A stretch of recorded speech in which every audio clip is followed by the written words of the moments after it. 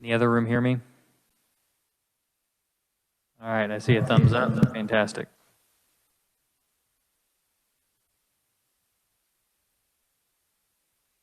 All right. We are a little bit delayed, ladies and gentlemen, but we are going to go ahead and get started here. So what we are going to do is we have 3 items on the agenda here. The first item is House Bill 2326, which is the precinct committee mandatory reporting item. We will be skipping over that at this point in time. And so the first item that we will be considering is House Bill 2332. For an overview, the chair recognizes the reviser.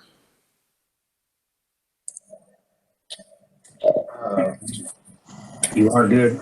Jason, go ahead. Okay.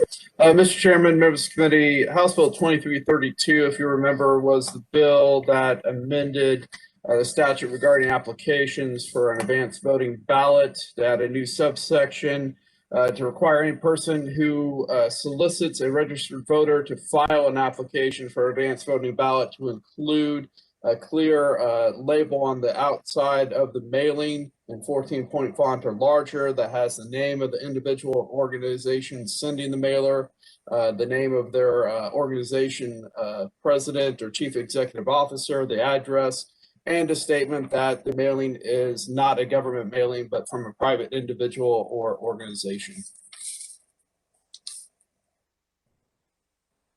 All right. So thank you, reviser. We are going to go ahead and go into the motions, and since this is Representative Topliker's bill, I will recognize Representative Topliker for a motion. Mr. Chairman, I move to pass House Bill 2332 favorably, and I do have some amendments, so I don't know if you want me to include those into the motion or... No, we'll go ahead and take your motion, then we'll take your amendments. I do have a second from Representative Berquist. Representative Topliker, would you like to go ahead and start offering your amendments? Yes, Mr. Chairman. There were several issues that came up under this bill, and I tried to address each one of them as best as I possibly could.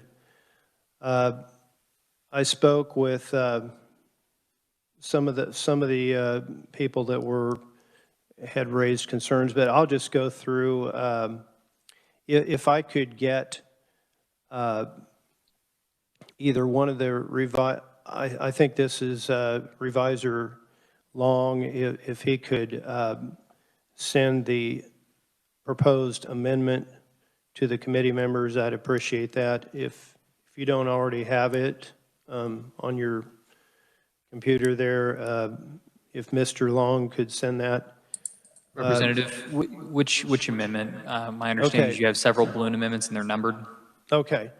I have 4 amendments, and one of them is balloon number 3, and it addresses the concern that county officials such as county clerks and maybe some election office staff that there may be a problem with, that may have had a problem with this bill, that it excludes those county election officials and the Secretary of State from the provisions of subsection K.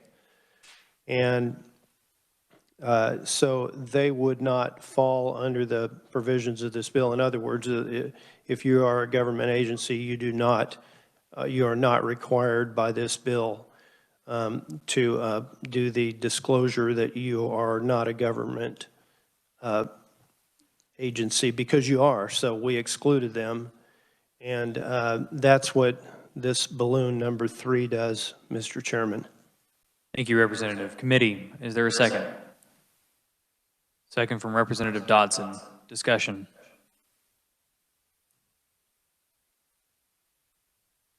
All right, hold on. I cannot. I'm changing my layout here so I can try to see some other folks. Can you see that?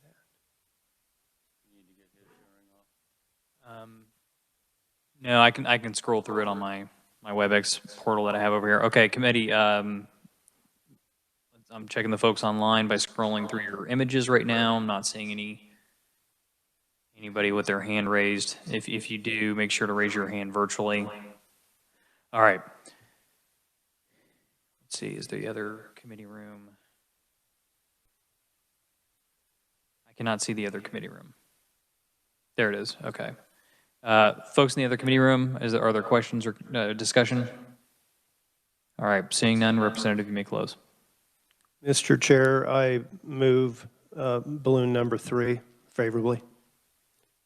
Okay, all of those in favor, please signify by raising your right hand.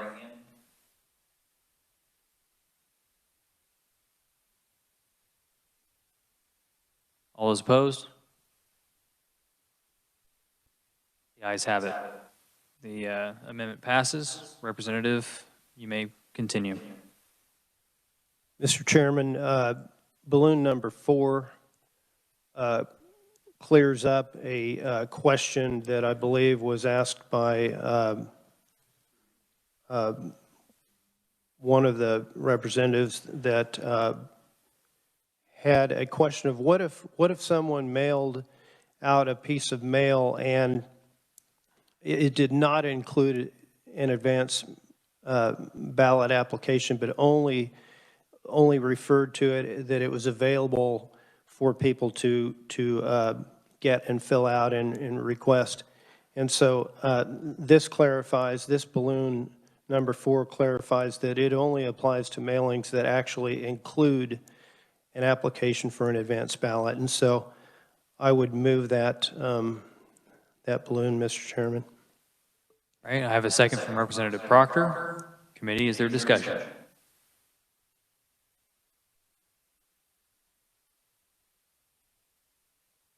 Seeing and hearing none. If you have discussion, I'm having a hard time seeing everybody, so just maybe chime in and I'll recognize you. If that ends up being the case, if I miss anybody by accident. All right, seeing no discussion. Mr. Chairman, I'm Yes. sorry, I have Representative Neighbor. I have one quick question here. Representative Tarwater, what is the purpose of this particular amendment? I guess my question is, if a candidate says you may apply for a mail-in ballot, and this is where you can go to do that, does that mean you have to put your name on it? Mr. Chairman, no, that doesn't apply to any mailing that doesn't actually include an advanced ballot application. Thank you for that clarification. Committee, any further discussion? Representative Proctor. To the previous representative's question, I think any mailing that you send would still have to have your name and your treasurer's disclosure until we repeal that requirement. It just wouldn't have to have the disclaimer about not being a government entity. That would be on there anyway, but I appreciate that clarification. Thank you. Committee, any further discussion? Hearing none, Representative, you may close. Mr. Chairman, I close on balloon number 4. All those in favor, please raise your right hand.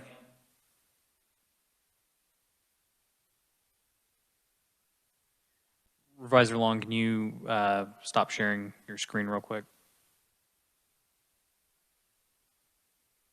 Thank you. All right.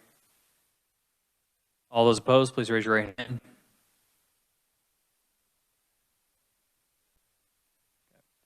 The ayes have it. Balloon number 4 passes. Representative Topliker, you may continue. The next balloon, Mr. Chairman, is number 5, which attempts to address the issue that Mr. Nichols brought to the committee, which he represented a disability group, and he was concerned that a 16-page document that he mails would have to have this disclosure on every single page. And so in balloon number 5, I addressed that well, it doesn't specify his, but it excludes any entity designated as a PAVA agency under the federal law and that is required to provide information on elections under the federal law. And that's what that does, Mr. Chairman. All right, So just to I make move sure that. the committee is understanding what your amendment is, and then I'll ask for a second. So basically what this is that if someone is recognized by the federal government and the state of Kansas as helping those who are disabled or as under HAVA, then this will exempt them from this requirement, correct? That is exactly right, Mr. Chairman. All right, committee, I'm looking for a second. Representative Dodson is the second. Committee discussion.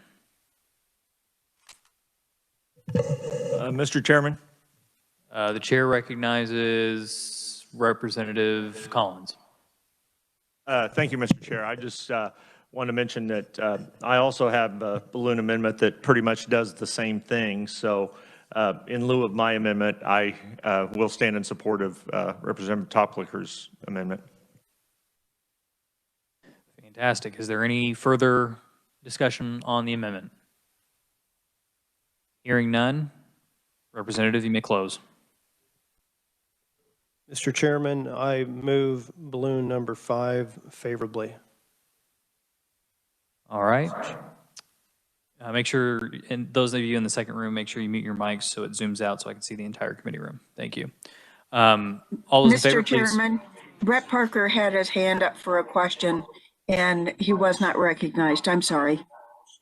Okay, like I said a few minutes ago, I cannot see everybody due to some of the setup that we have going on today. So if I do not see you, please make sure to chime in so that you may be recognized. The representative did close on his motion, so I will have to go ahead and move forward, I think, at this point in time with the voting. Representative Parker, I'll call on you after the vote. All those in favor, please raise your right hand. All those opposed? Same sign. The ayes have it. Representative Parker. Thank you, Mr. Chair. I wanted to clarify a couple of things, but I think they're fine. Representative Toplicker, I think you kind of hinted at you spoke with the conferees about it. So with that last amendment, was that language that the Disability Rights Center okayed? Representative Toplicker. Yes, that is correct. I did exchange some emails with Mr. Nichols, and I think we've got that cleared up, and he seems to be in agreement. Great. And then, Mr. Chair, just very quickly, I think we might have a technical cleanup where multiple of these amendments have now carved out a section 2, and I want to make sure we didn't just undo the last one or the second amendment with the third amendment we just passed. So just wanted to flag that we might have to renumber accordingly. We will run that technical cleanup type amendment, I think, once we kind of get through a few more of these amendments. Representative Toplicker, do you have any more amendments? Yes, Mr. Chairman, I have one more. Continue. Yes, I believe that it is balloon number 6,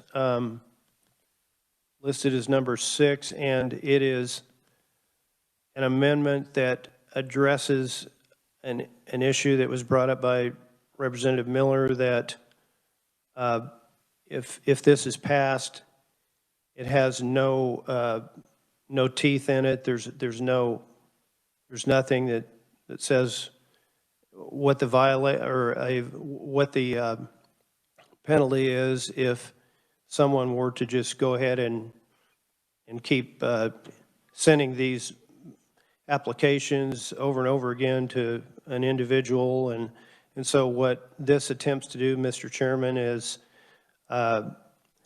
it adds that a violation of this subsection is a Class C non-person misdemeanor.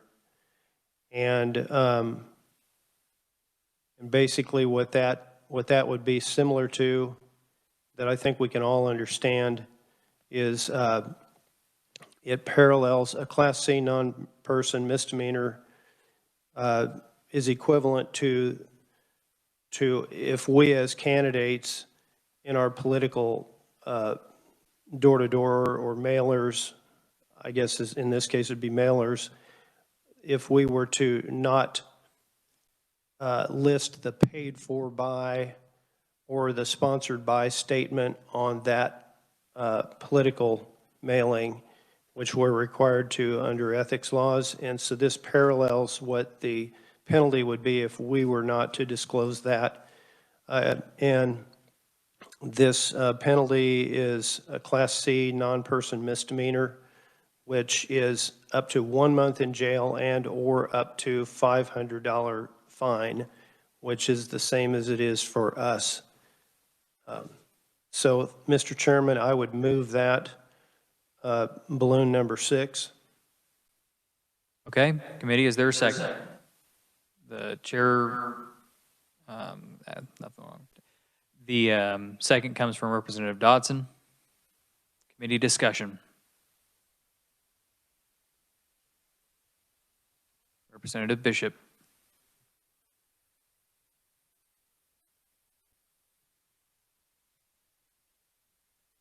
Thank you, Mr. Chairman. First of all, I would like to request of the revisor's office or the committee staff, I would like to receive a digital copy of each of the balloon amendments, please, because I can't read these. The committee secretary has been sending these to your email, so you should have been receiving these balloon amendments in your email.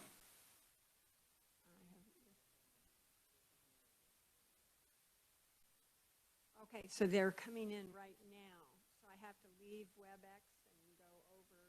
It should be there's a tab at the bottom.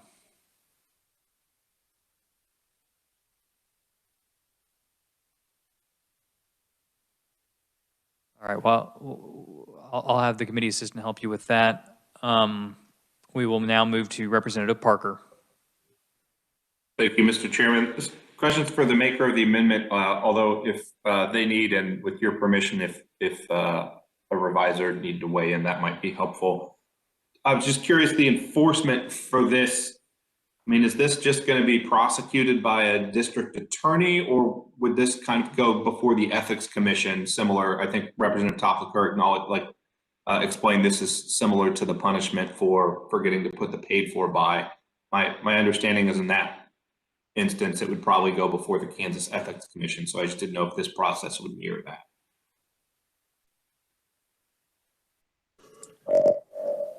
Mr. Chairman, I'll answer that if I can. Yes, proceed, Revisor Heim. Thank you. The Ethics Commission doesn't have criminal prosecution authority, so it would have to go to the county or district attorney. They may have some kind of rule or regulation that they would bring them before for this, but the criminal prosecutions are done by county or district attorney. Thank you, Mr. Chair. I guess my concern with this is it seems like other violations within some of these practices in the election law that Ethics Commission has the ability to sort of waive, fines for a first-time offense if it's done merely by accident. I have a little bit of discomfort if an organization is doing this, not trying to confuse things, but actually in good faith, that they might not know that this becomes law and suddenly someone is liable to up to a month of jail time for, even if they are causing some confusion, well-intentioned attempt to get folks to vote. Yeah, that part's just a little bit trickier for me. I think my preference would be if there was a way to structure it to go before the Ethics Commission, that would certainly be my preference. Thank you, Mr. Chair.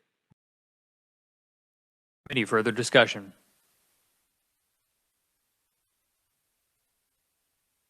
Seeing and hearing none. Speak now or forever hold your peace. All right, Representative, you may close. Mr. Chairman, we have other areas of our law that the district attorney or county attorney would prosecute crimes that have to do with election law. And one that I can think of is if a candidate was to lie that they lived in a certain residence within a district and applied as a candidate to run for office in a district in which they didn't live, that usually that the district attorney or county attorney would be the prosecuting entity that would handle that election type case. And so I want to go ahead and move forward because I don't think that there's any simple answer other than what I've offered here.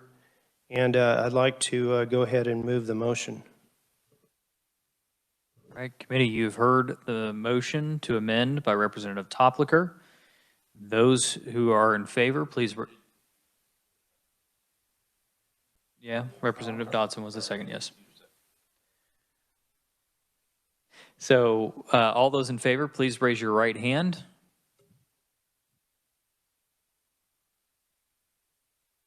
For those in the other room, please wave your hands like you just don't care.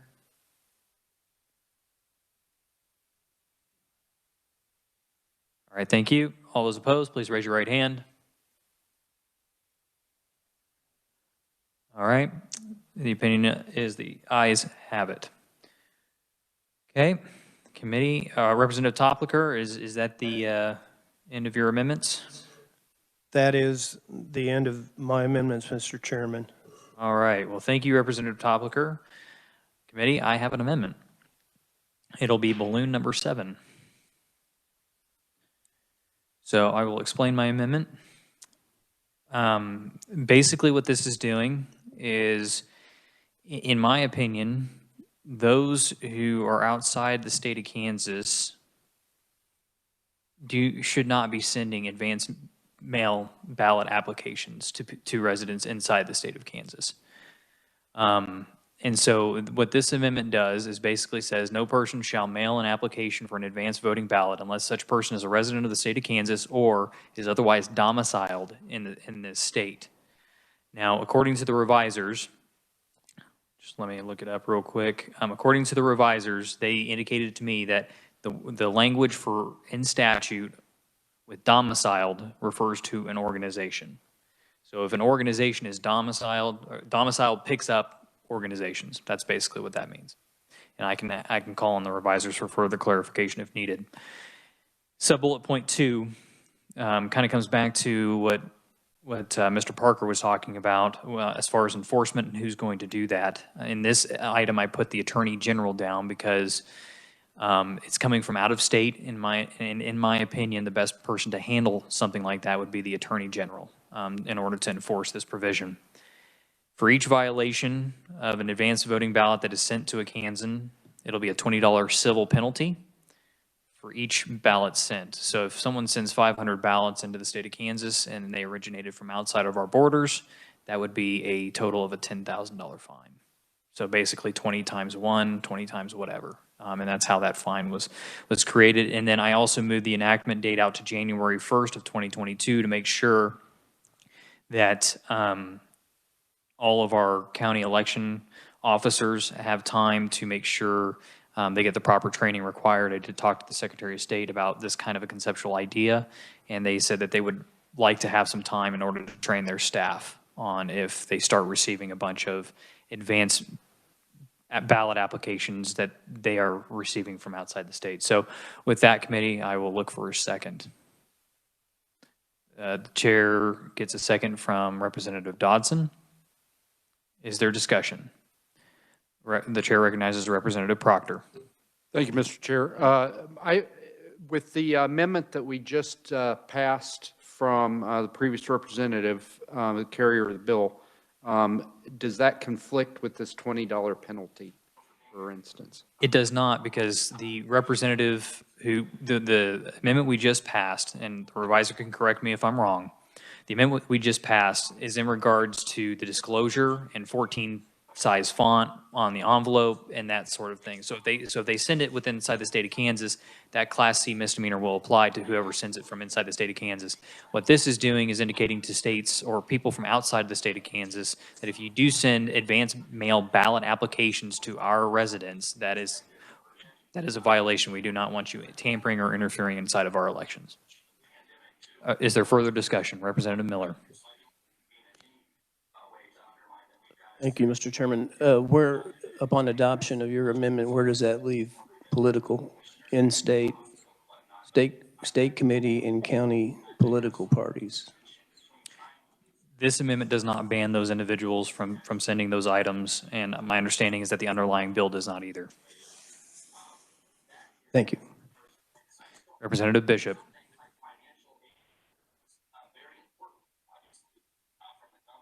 Would this also apply to where it was printed? Can you please clarify? If it happens to have been printed in, say, Kansas City, Missouri, would it run afoul of this section?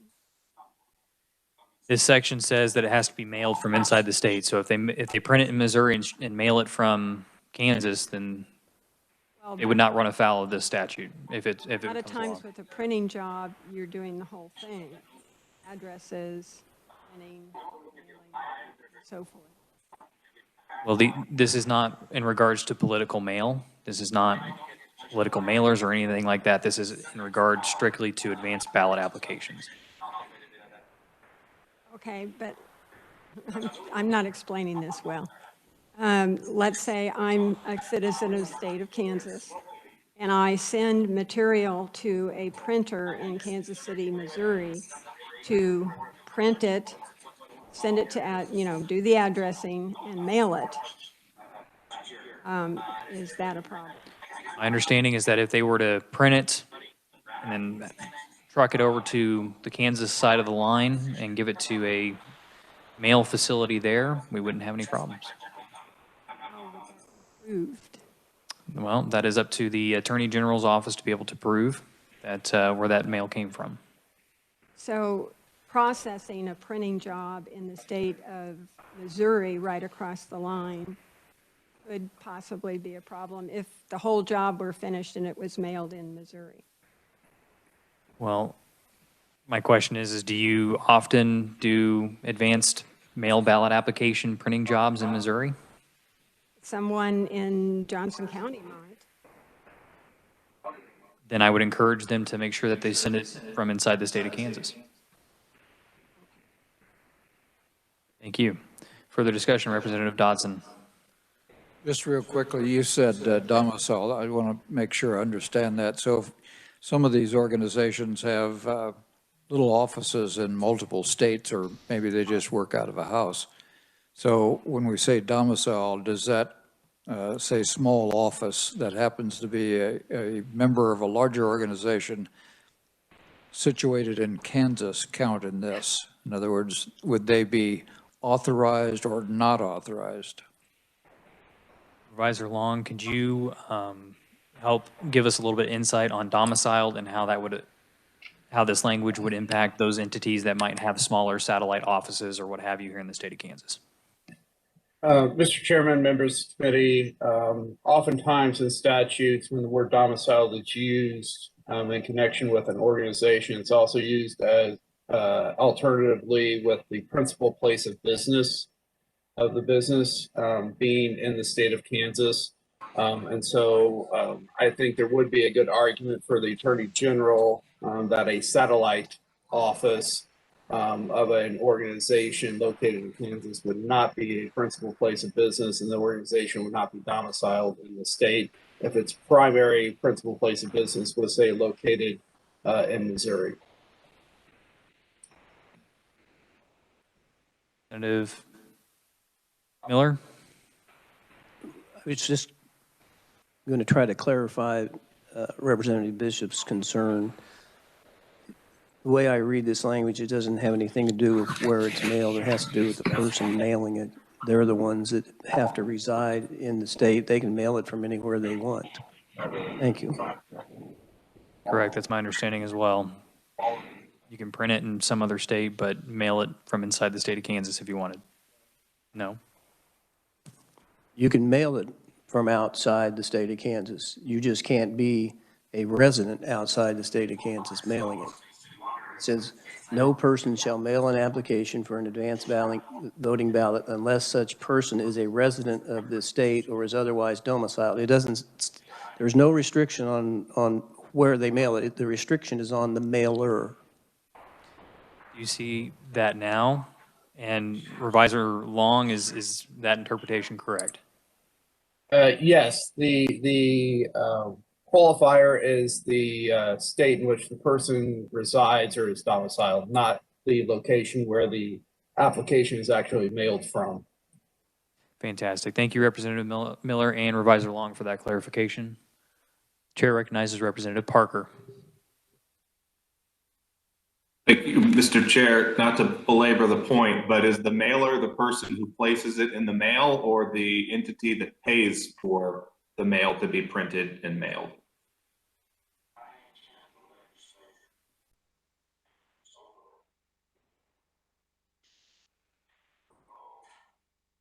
Can you repeat the question one more time? Yes, so let's use the example I think Representative Bishop brought up. If a campaign, right, a non-government entity, but based in the state of Kansas, is the party paying for the mail.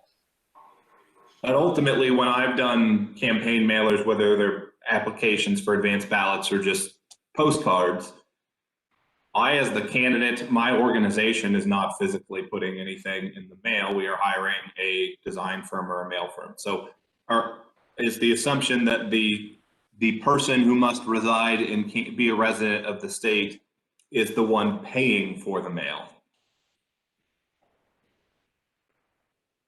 Revisor Long, I'm going to call on you again to see if we might need to add some clarifying language, or if you think this is sufficient enough to say that if I am the person paying for it as a resident of this state, that it is acceptable for that to be sent if it is indeed coming from out of state, say from Missouri.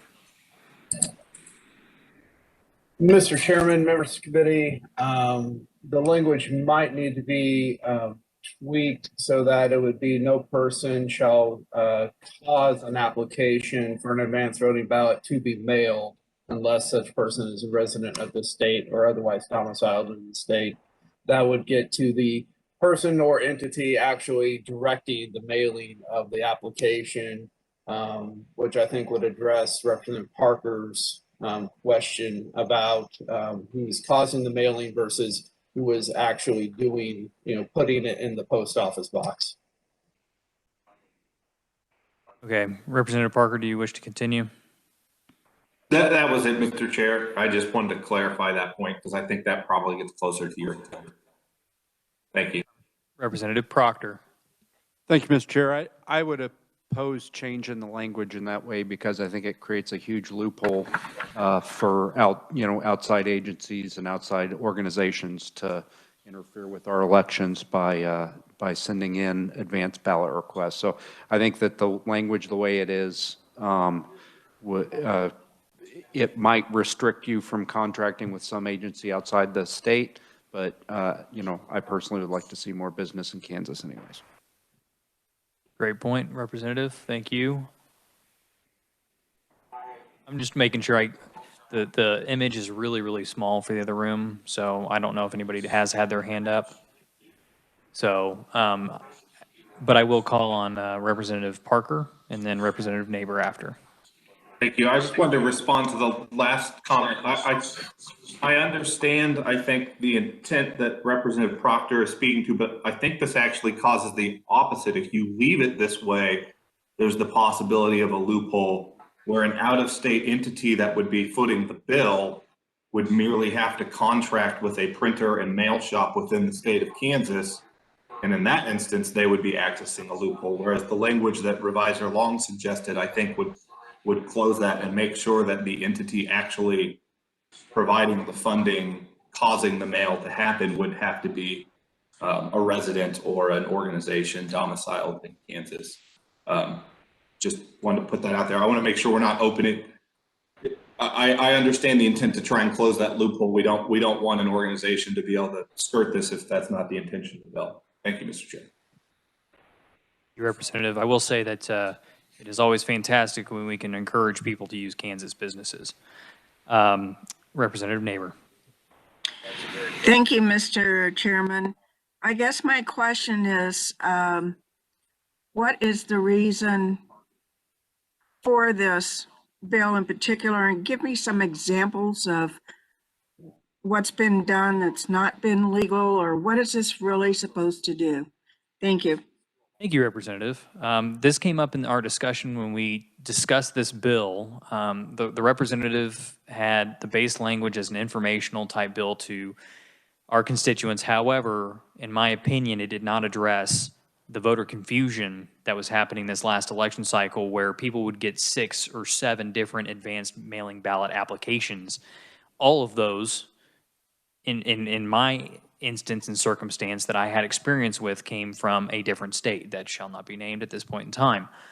But I think that we need to try to drive down less voter confusion, and it also makes it to where somebody doesn't start filling out 5 or 6 different applications and sending those to the election office and bogging them down even further, because they think that they've got it in, but they don't know, because they keep getting additional mail-in ballot applications. And so those are the various reasons why I think we do need to address those items. But additionally, I don't think that we should have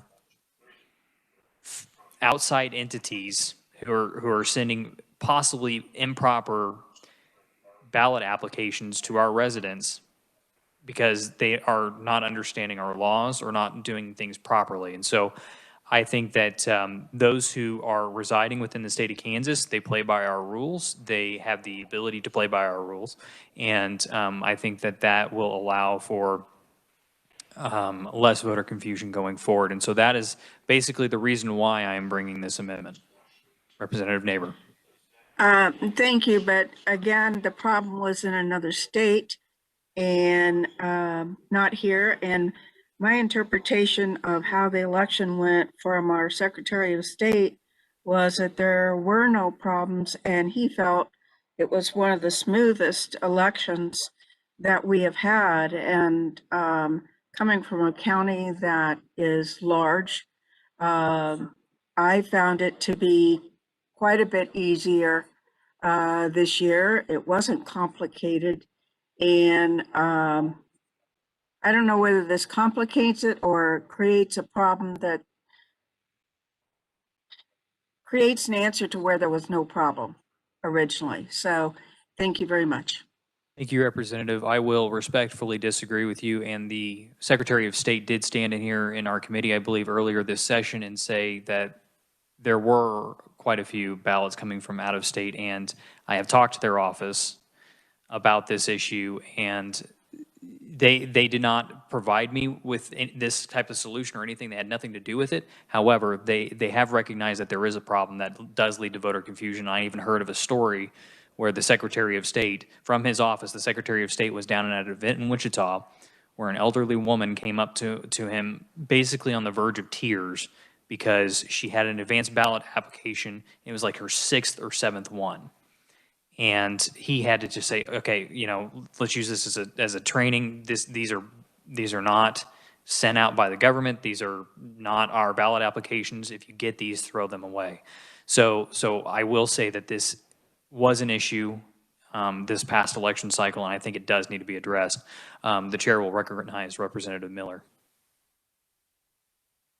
Yes, I stand in support of those remarks. And it may not have been a problem in every part of the state, but it was certainly a problem here in Shawnee County. And yes, this is the one area that the Secretary of State did say we needed to address.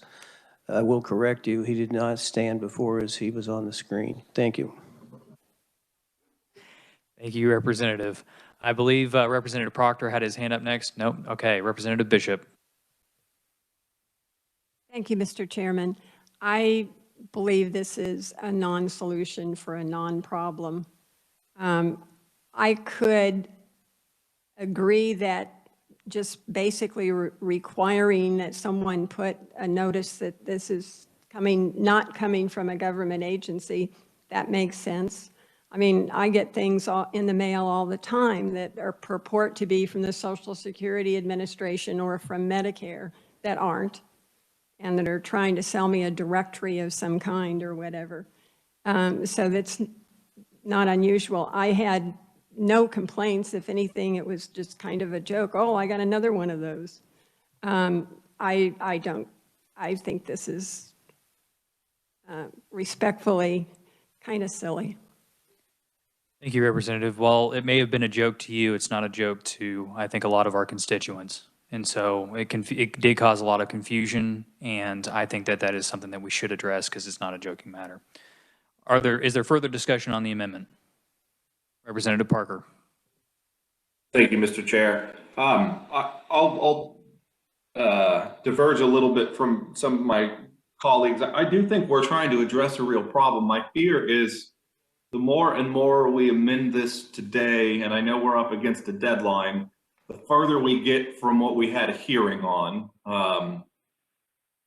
And I fear we're getting pretty far off here. And then there's a chance when this hits the floor, I mean, we've seen election bills before, this could be amendable to all sorts of things that folks want to litigate on the floor. And I do think there's a real issue we're trying to solve here. So I realize I'm not likely to prevail here, but I'd respectfully ask if we couldn't hold off on this, ask for it to be blessed, continue to discuss this, or perhaps even look at an interim committee where we really allow the Secretary of State's office, who I agree, they did point to this as one of the specific things to look at, and maybe some of the county election officials to really weigh in. Again, I think we're getting at a real challenge to solve here. I just want to make sure that we do it with some consensus and we don't just get too far off the rails here or invite getting too far off the rails when this hits the floor. So I'm not offering a substitute motion. I just would leave that for the chair's consideration. Thank you. Thank you, Representative. As you pointed out, this is the last day that we have available to us. And so at this point in time, we will be going ahead and trudging forward. I would like for the committee members to continue to have conversations even after we hopefully pass this out. With the amendments that we've added, I think it's still a good bill that we have here in front of us.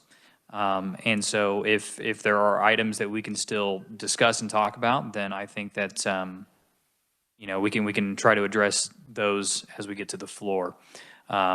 Especially if we can come to some sort of compromise or agreement on something. If not, then as we will have this larger conversation when we get to the floor. So thank you, sir. All right, are there any other comments on the amendment? Representative Bourgeon. Thank you, Mr. Chairman. I acknowledge that there is an issue and that we need to address it, and I appreciate what this bill is attempting to do. And I also would say that I think for us state candidates, House candidates, state Senate candidates, certainly what we're doing here is doable. I am struggling a little bit with how this might affect some of our candidates in the campaigns for federal office when they're functioning and their campaigns are much more involved. So I wondered if you could speak to that and if you think that there are implications here and if they could comply. Well, I think that they could comply with what we have here currently in front of us, especially, using Kansas businesses, I think is always a great idea, like I alluded to earlier. So if it is an issue, then I think that is something that we can definitely address. However, at this point in time, I have not been told that it is an issue at this current point. Would you like to follow up? Not at this point. I'm still struggling with it a little bit. Doesn't mean I won't support the amendment and the underlying bill. Thank you, Representative. Representative Lee Hahn. Thank you, Mr. Chair. I also really like this amendment. I think that it's definitely something that we need to address.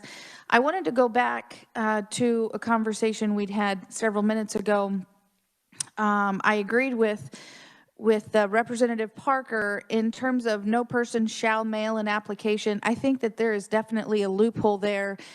You could be an entity outside of the state, hire someone in the state just to mail the application. So I wonder if it couldn't be something where not only are we addressing the person who's mailing it, but the entity that is also paying for it, the entity that's mailing it. Because I really do think there's a loophole there that someone could just say, we'll pay a Kansas resident to do this for us.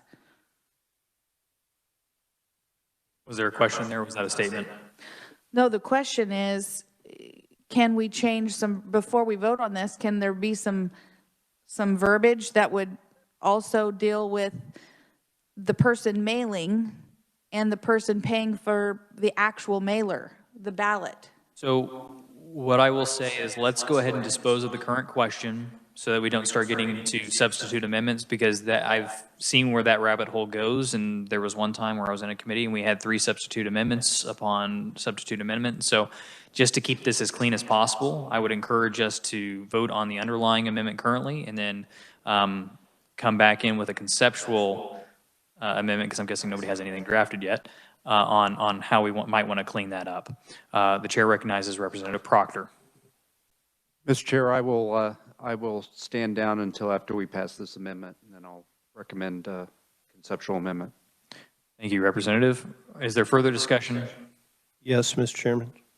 Chair recognizes Representative Toplicker.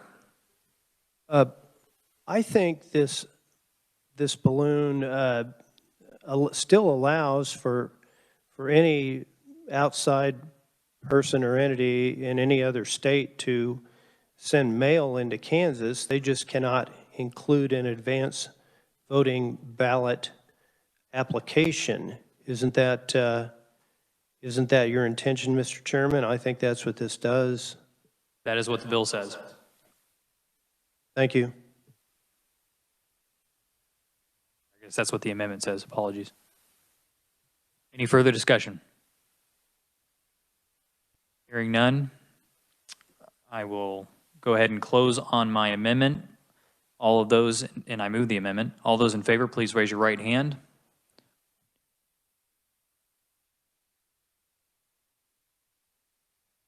All right. All those opposed, please raise your right hand. By my count, the ayes have it. Motion passes. It's amended. Representative Proctor. Thank you, Mr. Chair. I would like to move an amendment conceptually. In your balloon, it says no person shall mail an application. I would like to insert after mail or cause to be mailed. I think that'll plug the hole that we're talking about. No person shall mail or what? Caused to be mailed. Okay. Did the reviser get that thumbs up if you got that? Okay, fantastic. All right, is there a second on that amendment? Chair, the second is from Representative Berquist. Discussion.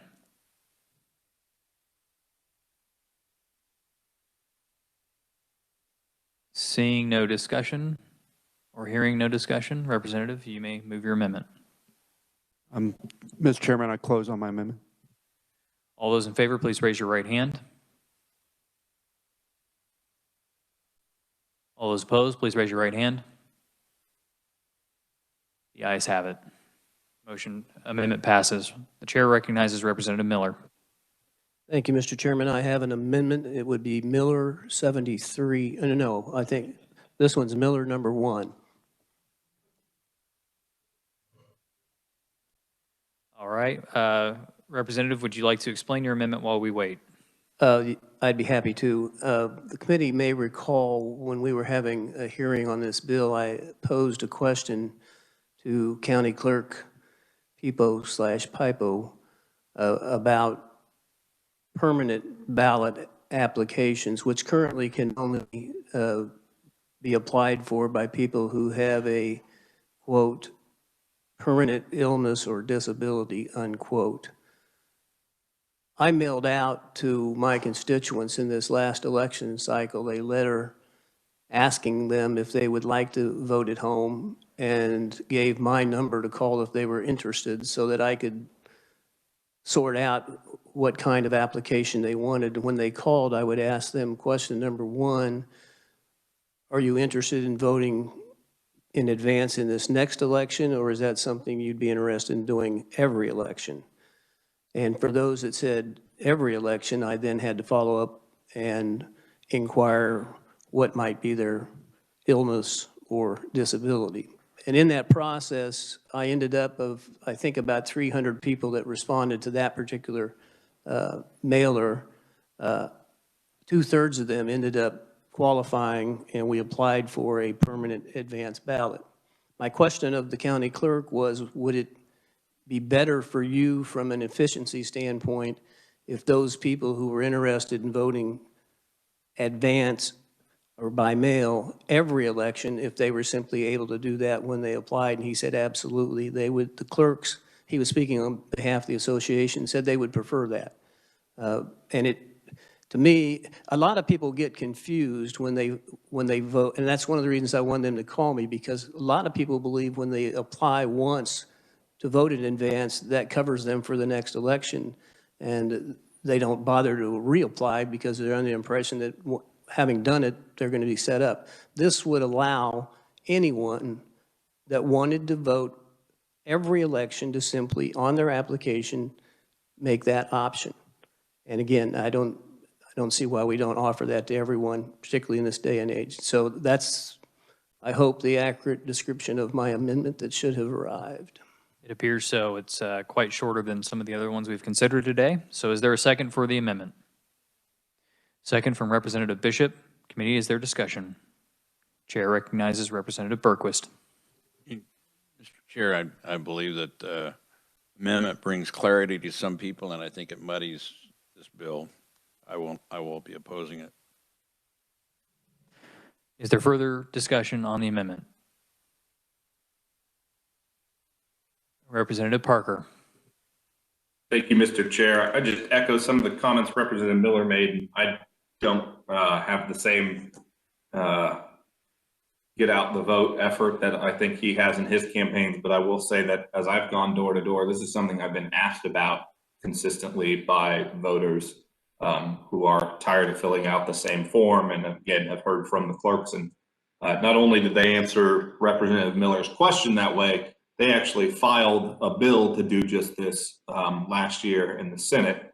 So I do think this is something that would save a lot of red tape for our clerks and make their life a little bit easier, in addition to helping clarify things for some of the voters who have been wanting to do this, but continue to have to fill out those applications over and over and burden the clerks with extra paperwork. So I would support this amendment. Oh, I guess the last thing I would mention is we have passed this, a similar amendment out of this committee. I can't remember if it was the last biennium or the one before, but this is something this committee has considered before and adopted. Thank you, Mr. Chair. I do not recall the committee adopting such an amendment in previous years. That does not sound right, but I will be talking to research about that. Representative Parker. I was just going to clarify, I believe it was offered by Representative Good in 2018, if that helps on the research. Thank you, Mr. Chair. Okay, thank you. Representative Topliker. Mr. Chairman, I do have a question about this, and I don't know if it goes to the reviser or Representative Miller. So this kind of allows any and all voters to be a permanent advance voter. Is that not what your amendment does? Yes, if they choose to do so. So, Mr. Chairman, everyone then can be, my whole district could be a permanent advanced, everyone could be permanent advanced voting, could do that and would get a ballot then. I believe that's what this does. And my question is to the reviser, why doesn't current law do this now, or what is the reason why we have a special list, I guess, in, Representative, I will okay, not permit that to go to the reviser at this time. all right, okay.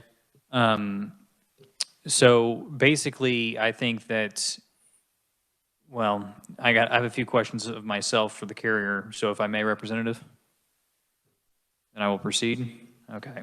Thank you. So Representative Miller, so I have houses in my district where there's a lot of turnover. And there, I'll walk past a house and on my list, I'll have 5 different last names on there, or 10 different last names on there, or there's mismatch, what have you, and it's a high turnover house. So if the problem is they haven't updated their voter registration and they've all applied for an advanced ballot, now we're going to have 10 advanced ballots show up at that house and nobody requested them because they've since moved on. So is that something that you've considered? Yes, because I understand specifically how those mailers go out, and they say if they're undeliverable, they're to be, and they say do not forward.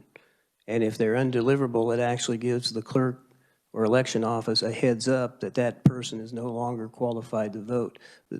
But contrary to popular belief, those ballots do not get into anyone's hands if that person is not still receiving mail at that address.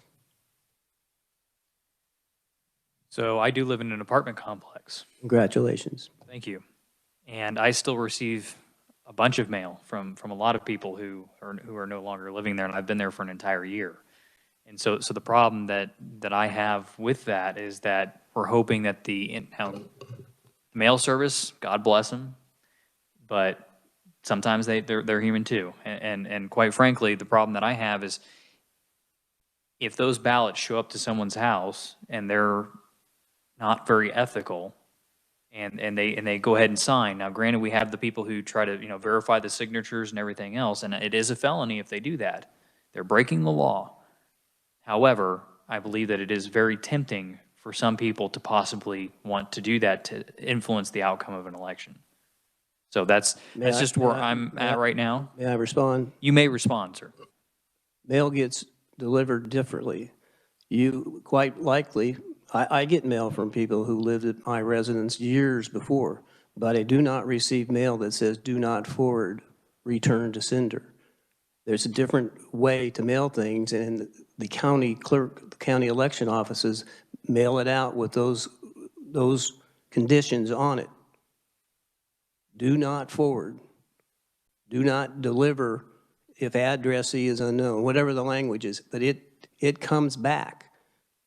And if you get a ballot delivered to your house that belongs to somebody else, I'd like to know about it, because it does not happen. Thank you. Thank you, Representative. Representative Proctor? Thank you, Mr. Chair. Confidence in the integrity of our elections is fundamental to our way of life and our way of government.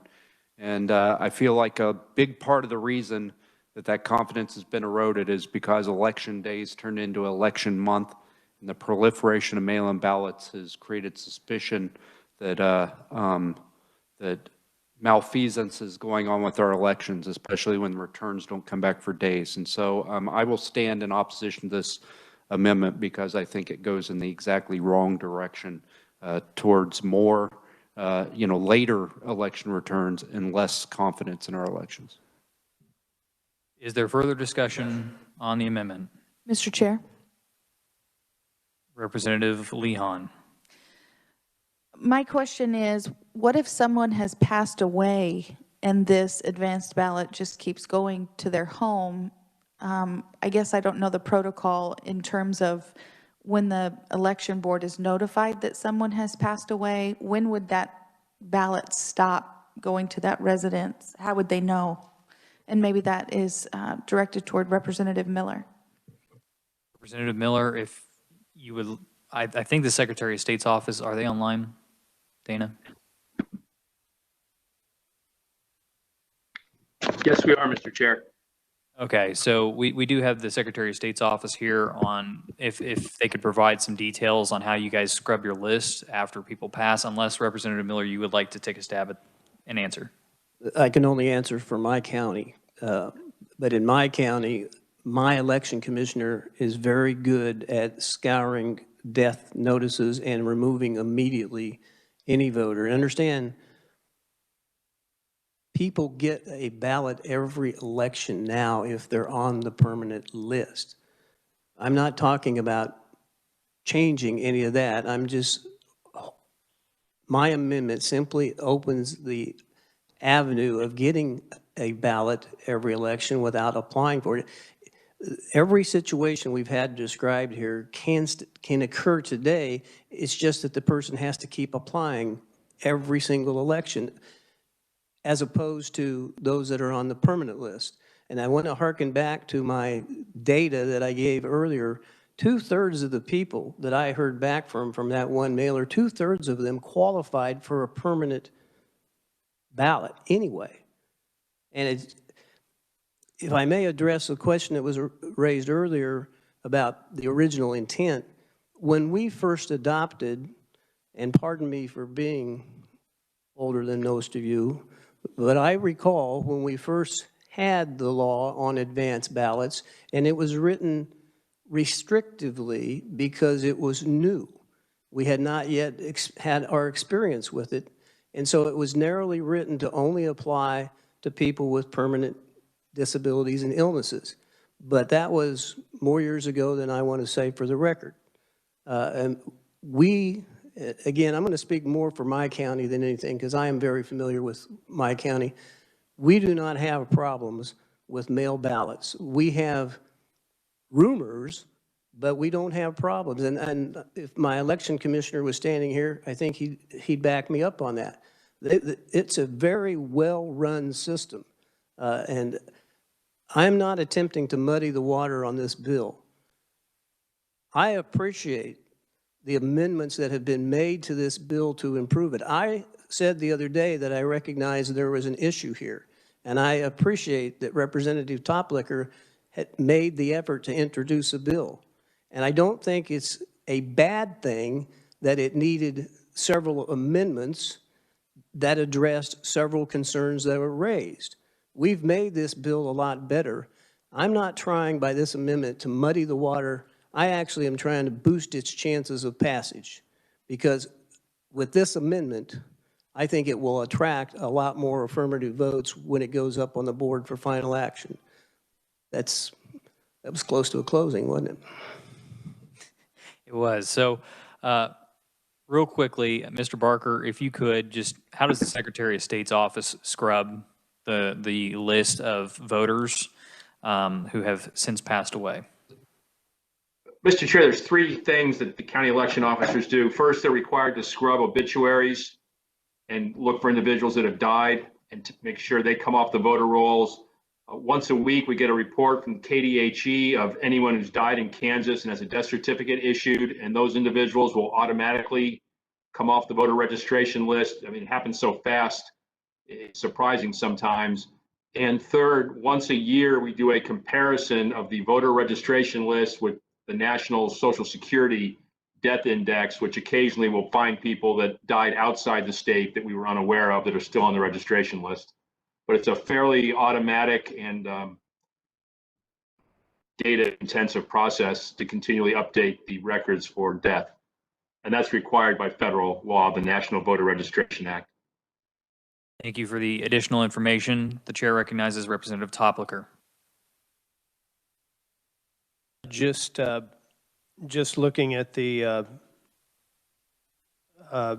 bill and the amendment, proposed amendment, I was looking at the attachment A and wondered if the representative, the maker of the motion, could say anything about that.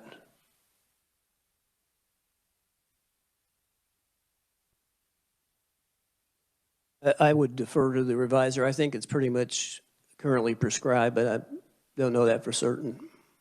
Reviser Heim or Long? Mr. Chairman, members of the committee, attachment A is simply conforming an amendment to go along with the amendment in the balloon.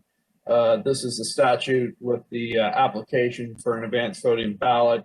and it strikes language down in subsection C referring to the character of the illness or disability. And since that is no longer a qualifying requirement under this amendment, that's being stricken and replaced with more general language there. It's just a conforming amendment. Representative Parker. Thank you, Mr. Chair. Representative Miller made my point. Representative Berquist.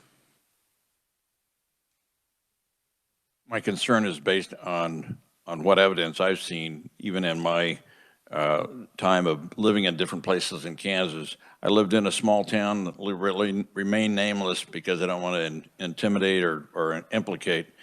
I went there to campaign for somebody that's ran there.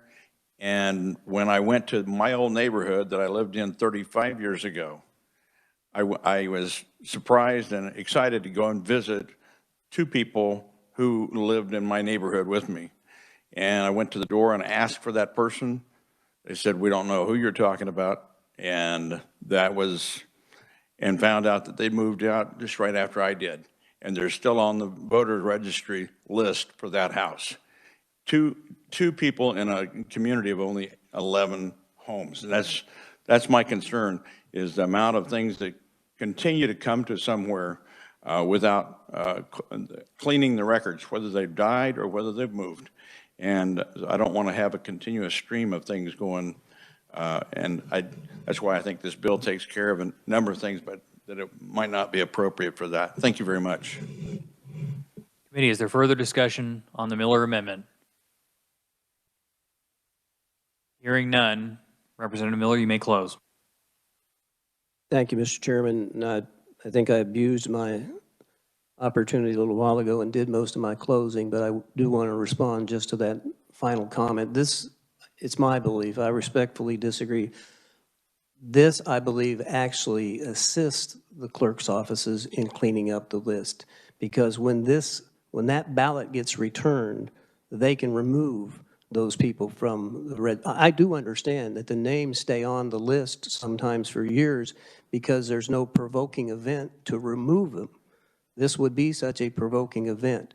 And again, I asked the pertinent person about this issue when we were having the hearing, and the pertinent person was the elected official representing elected officials himself, and he said it would help them, it would assist them if we set it up this way. I appreciate the committee's tolerance. Thank you, Mr. Chairman. Thank you, Representative, for bringing your amendment. All those who are in favor, please raise your right hand and keep them in the air.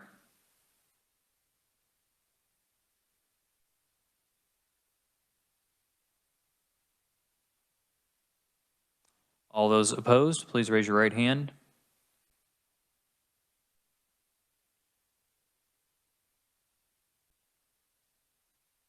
By my count, the ayes have it. The ayes do have it. Motion fails. Representative, the floor is still yours. The ayes have it, it passes. Sorry, I apologize. The nays have it, motion fails. And I would request a division. Division has been called for. All those who are in favor, please raise your right hand.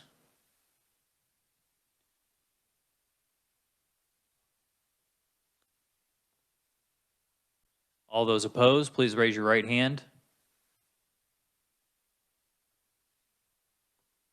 By my count, it is 6-6. The chair breaks the tie and votes nay. Motion fails. Representative Miller, do you wish to have the floor? No, but I do want to report that I lost on a tie yesterday in this very room. We need a new room. I can ask the speaker to change our rooms if you'd like. Okay, committee, is there further discussion on House Bill 2332? Seeing no further discussion, Representative Berquist, I believe, made the original motion. Would you like to renew your motion and as amended? Mr. Chairman. Yes, Revisor Long.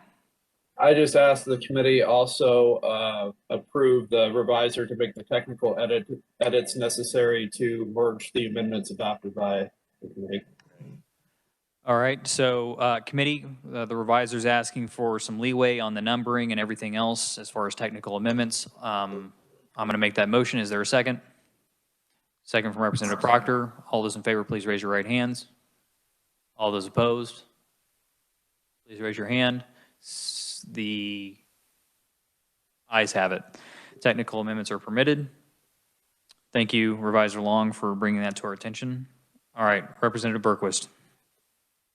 Yes, sir. I moved my motion to approve, and that would be as amended. I'm going to have you please state the bill number. Bill number for House Bill 2332. Can you just go ahead and make the whole motion for me, please? Thank you. Mr. Chair, I move that we pass out HB 2332 favorable as amended with technical amendments. All right, is there a second? Second from Representative Dodson. All those in favor, please raise your right hand.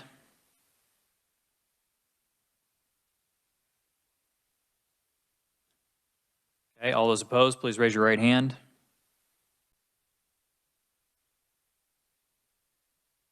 The ayes appear to have it.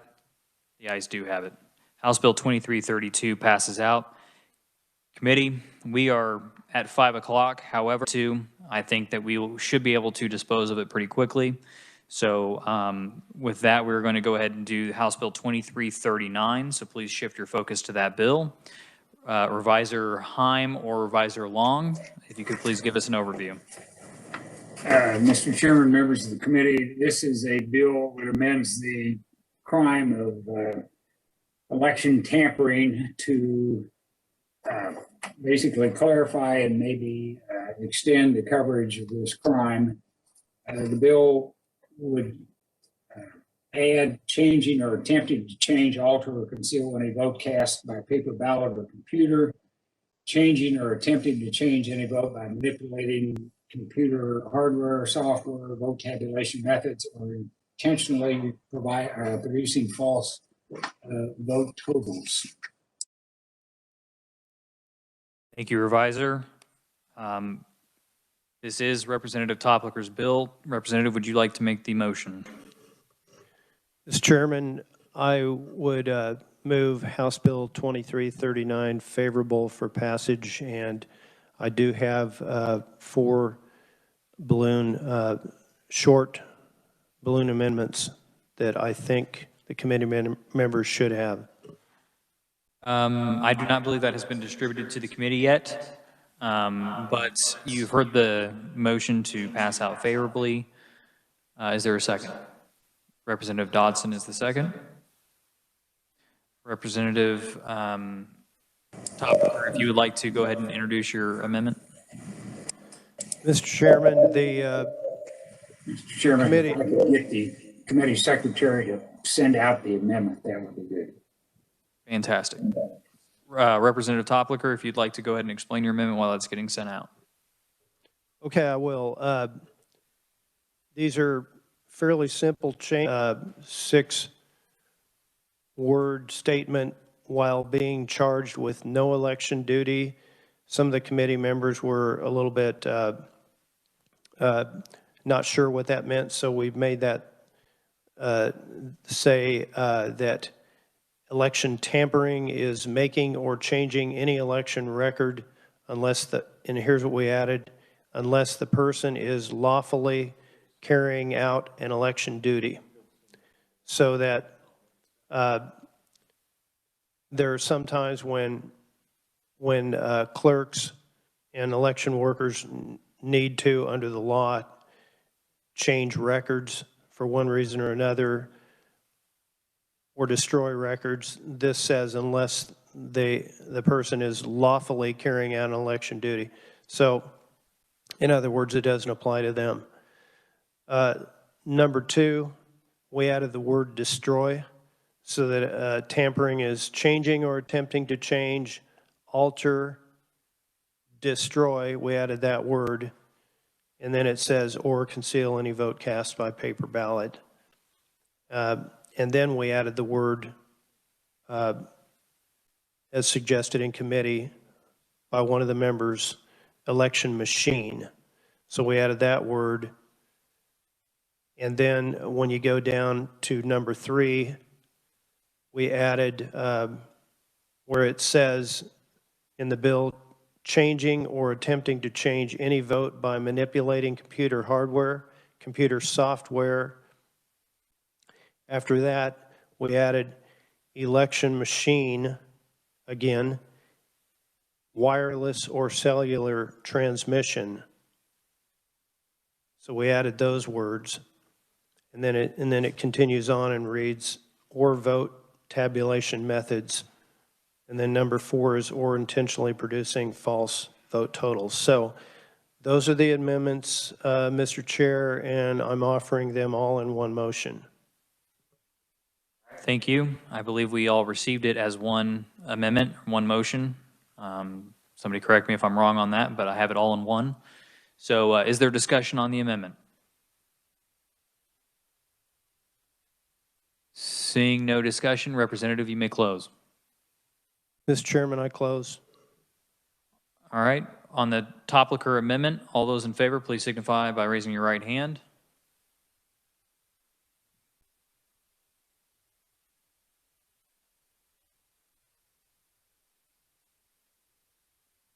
All those opposed, please raise your right hand. The ayes have it. Committee, is there further discussion on the bill, 2339? Seeing no further discussion, Representative Topliker, would you like to renew your motion? As amended. Mr. Chairman, I move House Bill 2339 favorable for passage as amended. Is there a second? Second from Representative Dodson. All those in favor, please raise your right hand. All those opposed, please raise your right hand. The ayes have it. House Bill 2339 passes as amended. Body, thank you so much for all of your participation here as we head into turnaround. We will be on the floor all next week, so we will not be meeting. I appreciate all of the input from the committee members so far this session. I look forward to working with you some more after turnaround, and we'll see what the Senate has sent to us. One of our counterparts in the Senate is actually the Senate Fed and State Committee, so they are an exempt committee, so we might be getting some exempt Senate bills sent over here to us. With that, we are adjourned.